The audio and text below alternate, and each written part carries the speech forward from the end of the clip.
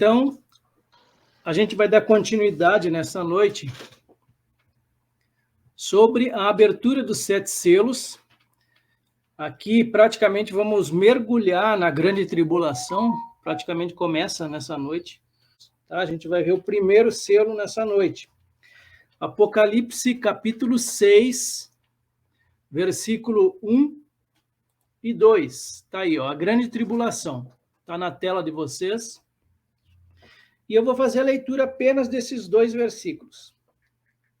E havendo o cordeiro aberto um dos selos, olhei e ouvi um dos 4 animais que dizia, como em voz de trovão, vem e vê.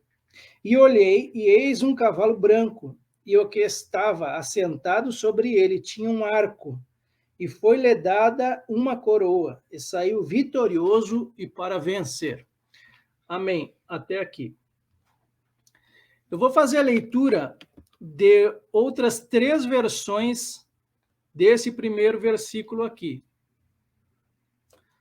A primeira versão desse versículo é da NVI, Nova Versão Internacional, e ela diz assim: observei quando o cordeiro abriu o primeiro dos 7 selos. Então ouvi um dos seres viventes dizer com voz de trovão, venha.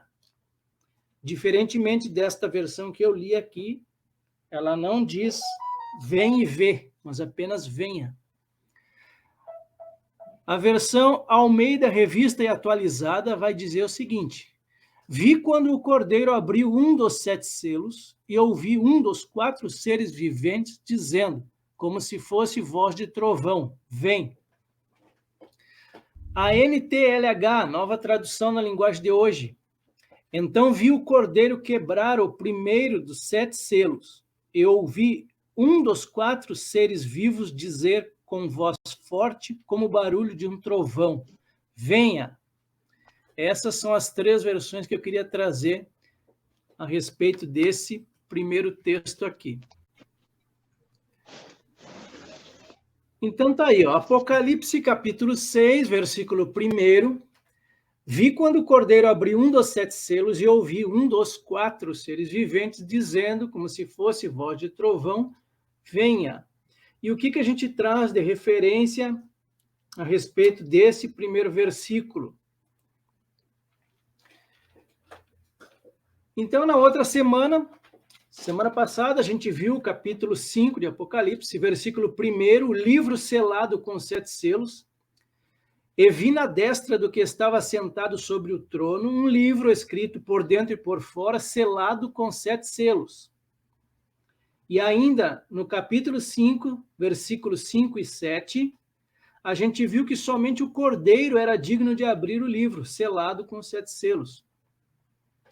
E disse-me um dos anciãos, não chores, eis aqui o leão da tribo de Judá, a raiz de Davi, que venceu para abrir o livro e desatar os 7 selos. Veio, pois, e tomou o livro da mão direita daquele que estava sentado no trono. E ele relata aqui nesse versículo 1, que ele olha, João, ele olha e ouve um dos 4 animais que dizia como em voz de trovão, vem e vê, nesta versão aqui. Então, um dos 4 animais, um dos seres viventes, a gente viu lá no capítulo 4, versículo 7, e o primeiro animal era semelhante a um leão, e o segundo animal semelhante a um bezerro.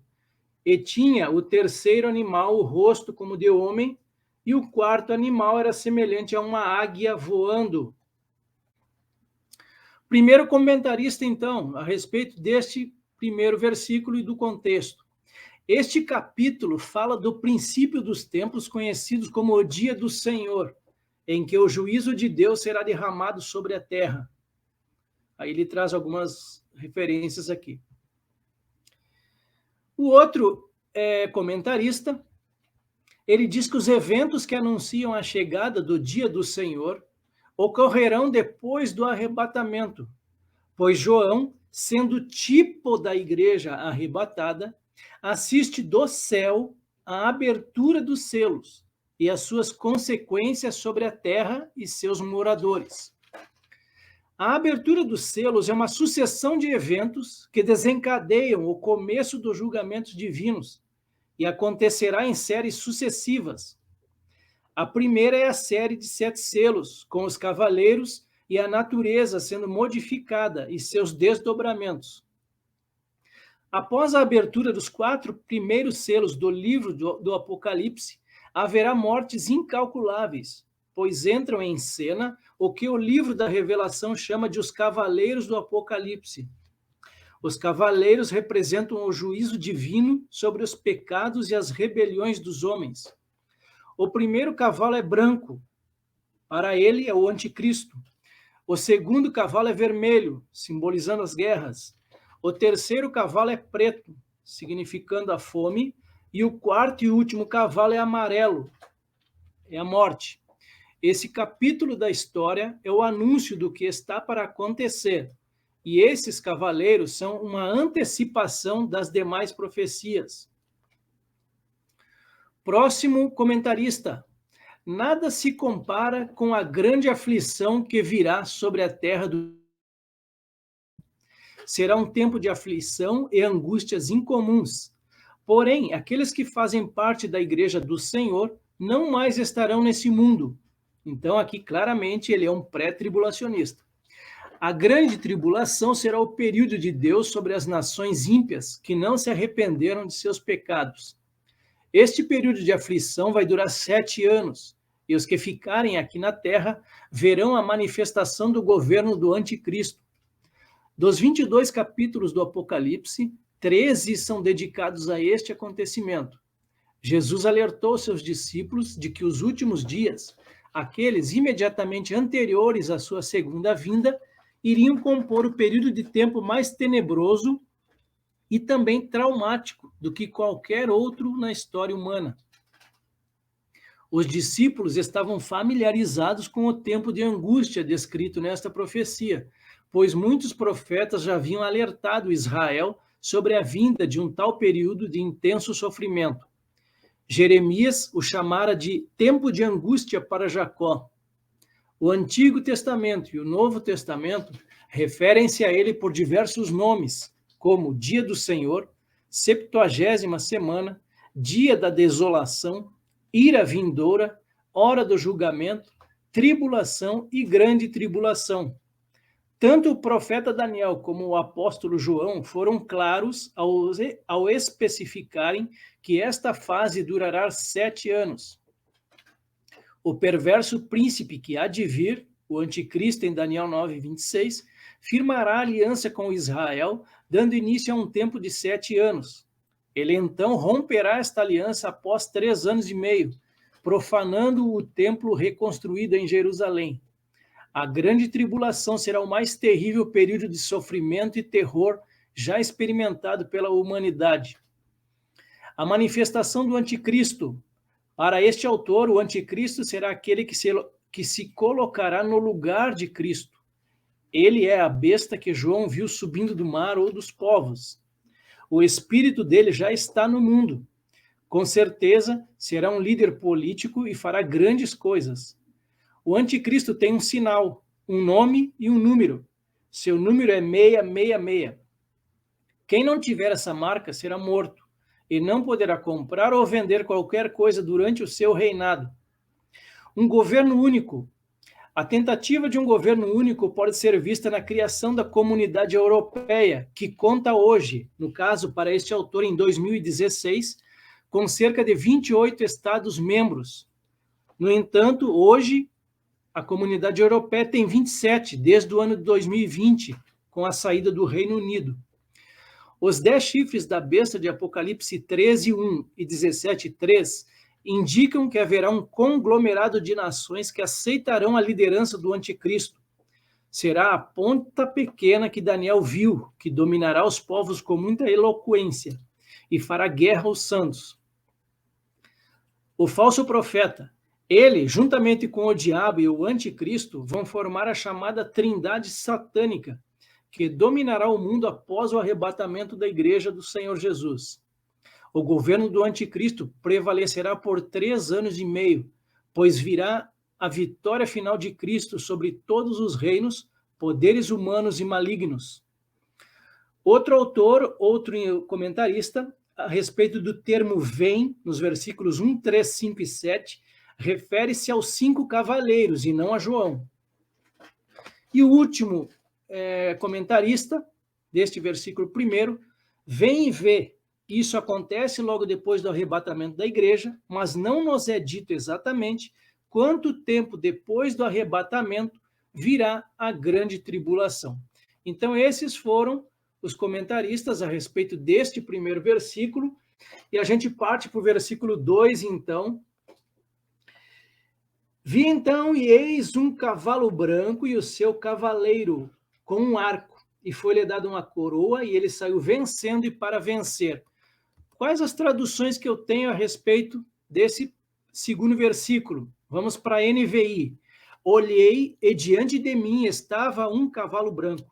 Seu cavaleiro empunhava um arco, e foi-lhe dada uma coroa. Ele cavalgava como vencedor, determinado a vencer.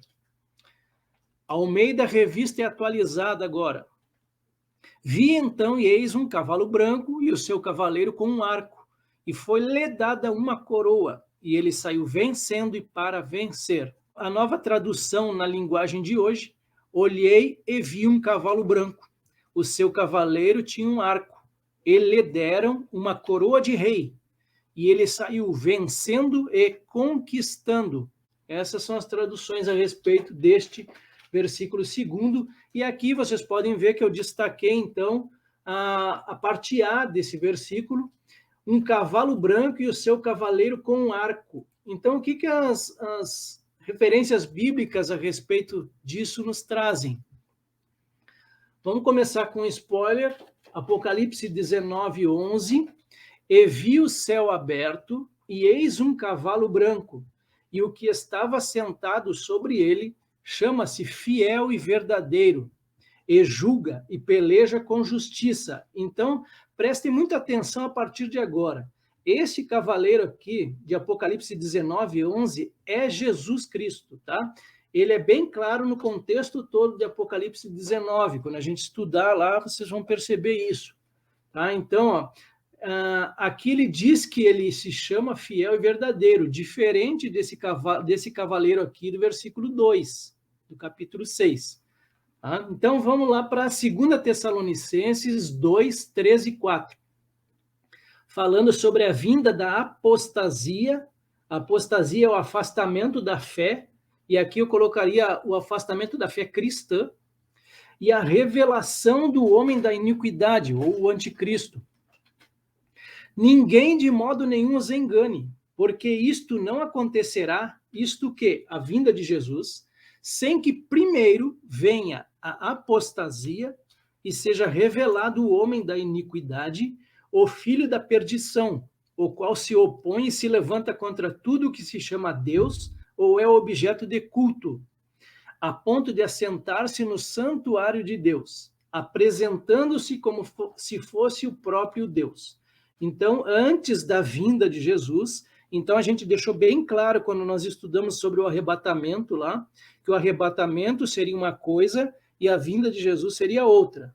Dois acontecimentos distintos um do outro, segundo a doutrina pré-tribulacionista. Então, dito isso como introdução, a gente vai, então, falar um pouquinho sobre o cavalo branco e seu cavaleiro agora. 1 João 2,18, filhinhos, já é a última hora, e como ouvistes que vem o anticristo, também agora muitos anticristos têm surgido, pelo que conhecemos que é a última hora. Diz assim, então, Ezequiel 38, 14 ao 16, portanto, profetize, filho do homem, e diga a Gog, diga ao anticristo, assim diz o Senhor Deus, será que naquele dia, quando o meu povo de Israel estiver vivendo em segurança, você não ficará sabendo? Você virá do seu lugar, dos lados do norte, você e muitos povos com você, todos montados em cavalos, uma grande multidão e um poderoso exército. Você subirá contra o meu povo de Israel como nuvem para cobrir a terra. Nos últimos dias, Trarei você contra a minha terra, para que as nações me conheçam, quando eu tiver revelado a minha santidade em você, ó Gog, diante das nações. E esse cavaleiro, ele tinha um arco. E a respeito desse arco, o que a palavra de Deus nos traz como referências paralelas a respeito disso? Via de regra, a maioria das referências, elas falam de homens ímpios, de reis ímpios, quando se trata de arco aqui. Então, vamos lá. Ezequiel 39, versículo 1 ao 4. A queda de Gog, uma referência ao anticristo e seus exércitos congregados. Tu, pois, ó filho do homem, profetiza ainda contra Gog, contra o anticristo, e dize, assim diz o Senhor Deus, eis que eu sou contra ti, ó Gog, príncipe de Ros, de Meseque e de Tubal. Todos esses três aqui que foram mencionados, a gente vai estudar isso mais à frente, são descendentes, né, de Magog. Tá? Magog é a Rússia hoje.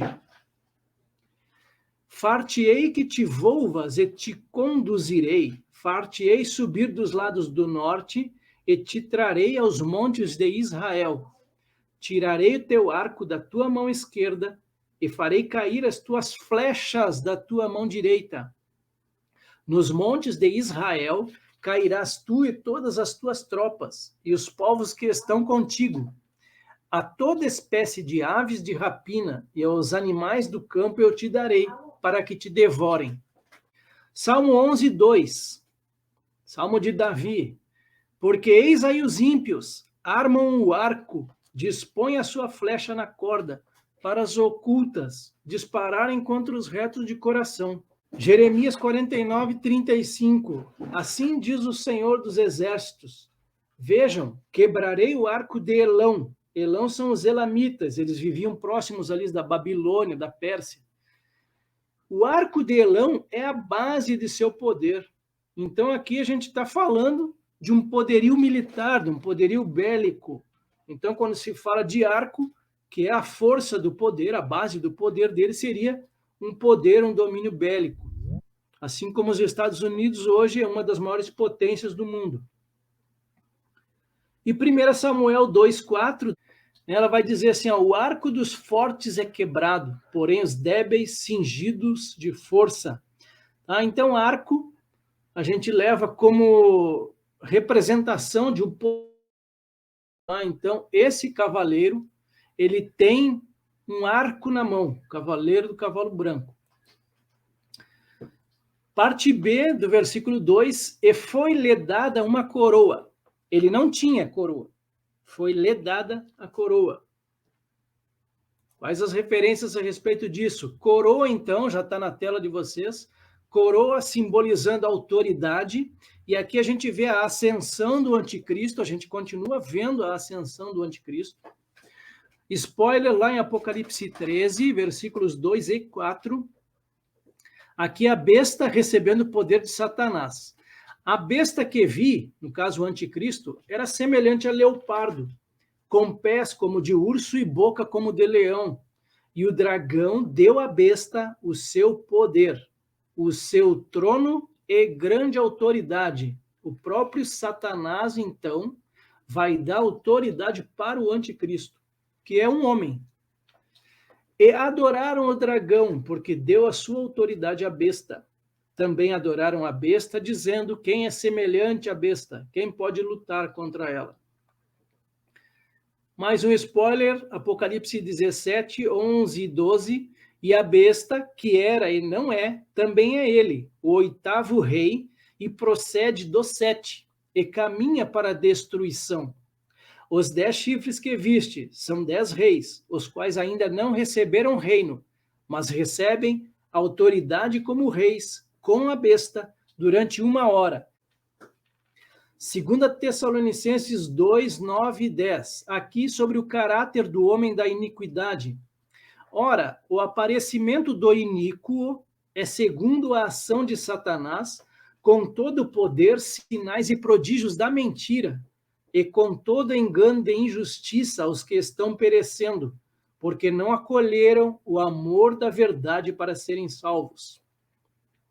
E lá em João 5,43, Jesus falando aqui, eu vim em nome de meu Pai e não me aceitais, falando com os judeus. Se outro vier em seu próprio nome, a esse aceitareis. Aqui é uma clara referência também ao anticristo que virá. E a parte C desse versículo 2, e ele saiu vencendo e para vencer. Esse cavaleiro que estava sentado no cavalo branco, sai vencendo e para vencer. Também falando sobre a ascensão do anticristo. O versículo 2 está aqui na esquerda, para vocês não se perderem, tá? E aqui as referências. Daniel 7:8. O pequeno chifre, que é o anticristo. Enquanto eu observava os chifres, eis que entre eles subiu outro chifre, pequeno, diante do qual 3 dos primeiros chifres foram arrancados. Então, o anticristo ele vai derrotar 3 desses 10 reis que vão se levantar ali dentro do antigo Império Romano. Seria o que a gente chama de Império Romano restaurado. Ainda em Daniel 7, do versículo 20 ao 26, também quis saber a respeito dos 10 chifres que ele tinha na cabeça, e do outro chifre que subiu, diante do qual caíram 3 chifres.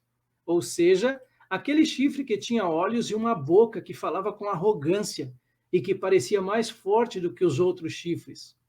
Enquanto eu olhava, eis que este chifre fazia guerra contra os santos e estava vencendo.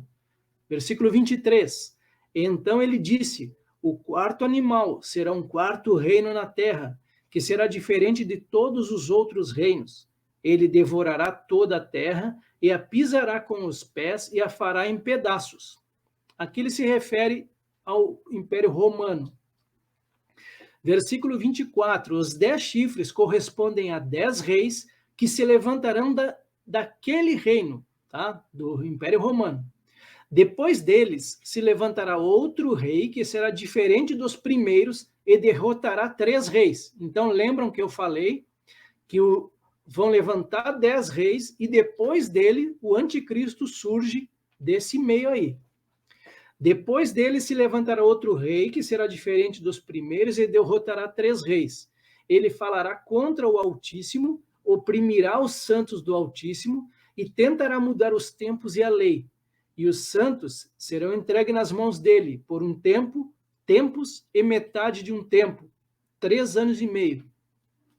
Mas depois será instalada a sessão do tribunal para lhe tirar o domínio. Então, o anticristo dominará de fato. Para o destruir e o consumir até o fim. Aí a gente aproveita Daniel 8, versículos 8 ao 12. Aqui é a visão sobre um carneiro e um bode. Isto é uma profecia de dupla referência a respeito de Antíoco IV Epifânio. Ele era sírio. E o anticristo. O bode, Alexandre Magno, ele se engrandeceu cada vez mais. Porém, quando estava no auge do seu poder, o seu grande chifre foi quebrado. Ele morre, Alexandre Magno, aos 32 anos. E em seu lugar saíram 4 chifres. Os 4 chifres, então, são os generais de Alexandre o Grande, Cassandro, Lisímaco, Ptolomeu e Seleuco. Bem visíveis, esses chifres são bem visíveis, que cresceram na direção dos 4 ventos do céu.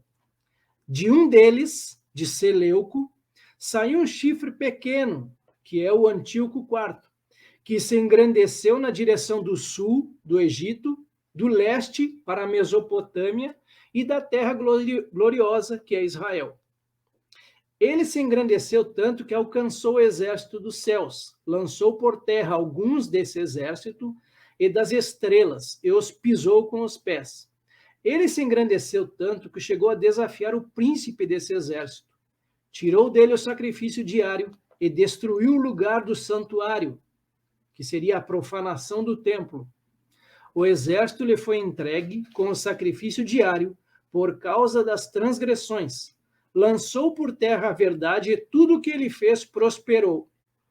Então aqui é uma visão sobre Antíoco IV Epifânio, um descendente de Seleuco, então, mas que simboliza já o anticristo escatológico. Daniel 8, ainda, 23 ao 25, quando se aproximar o fim desses reinos e as transgressões tiverem chegado ao máximo, surgirá um rei cruel e mestre em intrigas. Grande será o seu poder, mas não por sua própria força.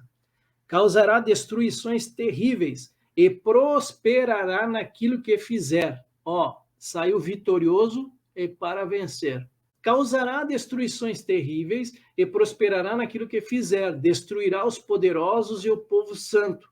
Por sua astúcia, fará prosperar o engano. No seu coração ele se engrandecerá e destruirá muitos que vivem despreocupadamente. Ele se levantará contra o príncipe dos príncipes, contra Jesus, mas será destruído sem intervenção humana. Aqui também uma profecia de dupla referência, esse rei cruel e mestre em intrigas também, Antíoco Epifânio, descendente de Seleuco, e o anticristo escatológico, que é a mesma pessoa, o rei cruel e mestre em intrigas. Ele vai receber poder, então, de Satanás e vai prosperar, vai sair vitorioso e para vencer. Daniel 11, 36 e 39. E este rei fará conforme a sua vontade, levantar-se-á e engrandecer-se-á sobre todo Deus, e contra o Deus dos deuses falará, será próspero até que a ira se complete, porque aquilo que está determinado será feito. Com o auxílio de um Deus estranho, agirá contra as poderosas fortalezas.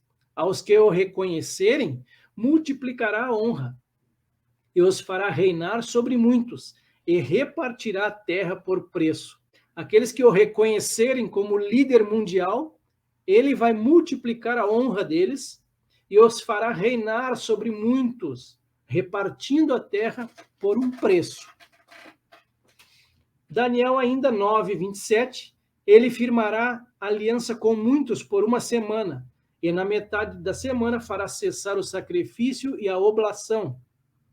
E sobre a asa das abominações virá o assolador, e isso até a consumação. O que está determinado será derramado sobre o assolador. Aqui é quando ele quebra o pacto com Israel, tá? Na metade da grande tribulação. Vai ser a primeira grande invasão do anticristo lá na Terra Santa. O anticristo também é conhecido como o assírio, isso está lá em Isaías 10, 20. Naquele dia os restantes de Israel e os da casa de Jacó, que tiverem escapado, nunca mais se apoiarão naquele que os feriu, mas se apoiarão no Senhor, o Santo de Israel. Mateus 24, 15. Quando, pois, vocês virem situado no lugar santo o abominável da desolação de que falou o profeta Daniel, quem lê entenda, e aí ele prossegue. E aqui na próxima semana, para vocês que têm acompanhado aí todo sábado, a gente vai fazer o estudo em Mateus capítulo 24, o sermão profético. Tá? Nós vamos parar aí pelo menos mais uns 2 dias para fazer o estudo baseado nesse capítulo aí. Esse versículo 2 a gente vai partir agora para os comentaristas. Vamos ao primeiro comentarista. A cor branca indica que Cristo é o cavaleiro. Olha só esse intérprete aqui. Ele se refere que Cristo é o cavaleiro. No Apocalipse, branco sempre se refere ou é associado com Cristo. E aqui ele traz uma outra linha de interpretação também. A pregação do evangelho pelo mundo afora não deixará de marcar notáveis sucessos. A vitória de Cristo será total no fim dos acontecimentos. O outro comentário sobre o cavalo branco é simbólico, segundo ele, revela o anticristo que se apresenta ao mundo como um príncipe de paz. E o arco não menciona flechas. Ele prega a paz, mas se prepara para a guerra, simbolizada pelo arco. E a coroa representa o fato de que ele conquistará muitas nações. A princípio, ele faz isso pela paz, mas logo, gradativamente, irá partindo para a guerra. O terceiro comentarista, este cavaleiro representa o anticristo, Este começa uma série de terríveis eventos na Terra. Refere-se a um indivíduo. Ele vem em um cavalo branco, imitando Cristo e dizendo-se ser ele. É aqui ele coloca as várias referências. Um arco em linguagem simbólica em relação ao homem descreve desígnios e conquistas do mal. Cristo é sempre simbolizado como alguém que tem uma espada e não um arco. Ele coloca aqui as referências dele para esses dois temas. É Satanás quem dá uma coroa ao anticristo, também ele coloca aqui as referências. E ele fecha esse terceiro comentarista. O anticristo é a única pessoa pré-anunciada nas Escrituras que sai para conquistar neste momento específico, começando na 70ª semana de Daniel. E o último comentarista, acredita-se que o cavaleiro do cavalo branco representa o anticristo. Será alguém que dominará o mundo inteiro. Ele enganará a todos os inimigos de Cristo. Sua característica de domínio será com uma falsa paz, que será tirada a partir do cavaleiro vermelho, na metade da grande tribulação. Não se pode confundir com o outro cavaleiro branco, lá de Apocalipse 19. Aquele é o próprio Cristo. Este começa com uma série de terríveis eventos na Terra. O anticristo é a figura única que sai para dominar, conforme as Escrituras, neste momento específico, e também aqui ele coloca outras referências a respeito disso. Então, fechamos aqui o nosso estudo de hoje. Semana que vem a gente abre aquela outra janelinha para ver o sermão profético, que ele vai falar também. Eu quero trazer principalmente sobre os sinais da vinda de Jesus. Porque a partir desse cavalo branco aqui, quando o anticristo sai, vai se passar o tempo até o cavalo vermelho, que é o próximo aqui. Então, a gente vai aproveitar esse tempo para falar um pouquinho sobre os sinais da vinda de Jesus. A palavra fala que o abominável da desolação, que é o anticristo, se assentará no lugar santo, não é isso? Então eu te pergunto o seguinte, ele tem que ser necessariamente judeu? Provavelmente ele sairá daquela, vamos dizer, Roma restaurada, né? E enganará a todos, né? Agora, ele mesmo trará a destruição para Israel, né? Que coisa. Ou tentará, né? Na verdade. Existem alguns pensamentos a respeito disso, que ele pode ser descendente de judeu ou parente de judeu. Na verdade, acaba sendo mesmo, né? Se a gente for ver ali os familiares de Jafé, de Noé, vai dar tudo ali, junto com os semitas, lá no início, né? Mas agora, só lembrando, o anticristo lá de Daniel, ele era assírio, tá? Ele era descendente de Seleuco, Antíoco IV, e eu creio que o anticristo também deva surgir dali, da Síria, daquela região ali, tá? Isso é o que eu penso a respeito dele, que acaba sendo parente, né? Distante também. Exato. Mas para se assentar no lugar santo, ele tem que ser reconhecido pelos judeus, né? Ele vai enganar os judeus e as nações. Ele vai enganar os judeus. Vai fazer uma aliança. Seria o próximo passo do anticristo, depois da ascensão dele, ele fazer uma aliança com Israel. Então, na metade dessa semana, ele vai quebrar o pacto. E isso, o templo já foi reconstruído. Tá? Para que ele possa se sentar no lugar santo, eles vão reconstruir o templo, e ali com alianças, né, com conversações, tudo na base do engano, e aí na metade ali dos 3 anos e meio, ele quebra essa aliança, ele vai invadir Israel, vai espalhar Israel pelas nações de novo, e vai sentar no templo lá, ele vai tomar o templo à força, não vai ser assim, no engano, não, vai ser à força mesmo, ele vai tomar dele. Entendi. Obrigado.